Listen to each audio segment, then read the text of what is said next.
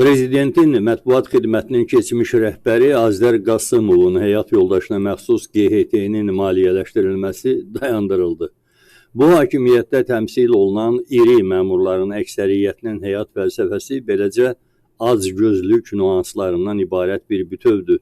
Özləri dövlətdən bu qədər pul qazanır, rüşvət toplayır, bununla belə gözləri doymur. Arvadlarını da müxtəlif yerlərə aparıcı vəzifələrə yazdırırlar. Məsələn, Hikmət Hacıyev kimi həyat yoldaşı Xarici İşlər Nazirliyində sosial şəbəkələri idarə edən bir işçi idi.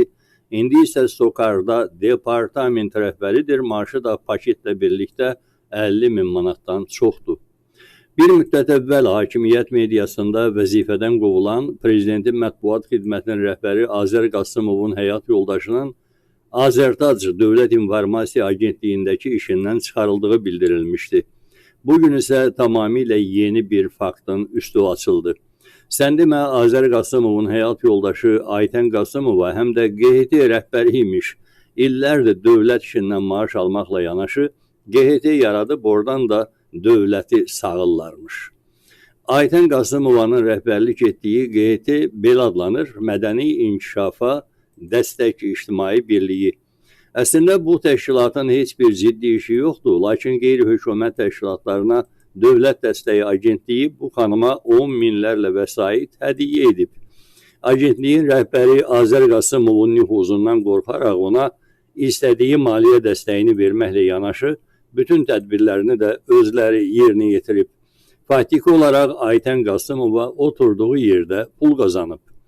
Azər Qasımov vəzifədən qovulduqdan dərhal sonra Aytən Qasımovanın da təşkilatına ayrılan maliyyə dayandırılıb.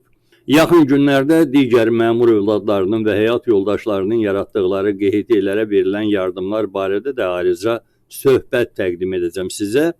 Prezidentin mətbuat xidmətinin rəhbəri Azər Qasımovun işdən nəyə görə qovulduğunu isə bir daha xatırladım. Onun qardaşı Rusiyada Yekaterinburg şəhərində Azərbaycanın konsuluydu və Rusiyadakı Azərbaycanlı iş adamlarına yalan vədlər verməklə 2-3 milyon dollar pul ata bilmişdi.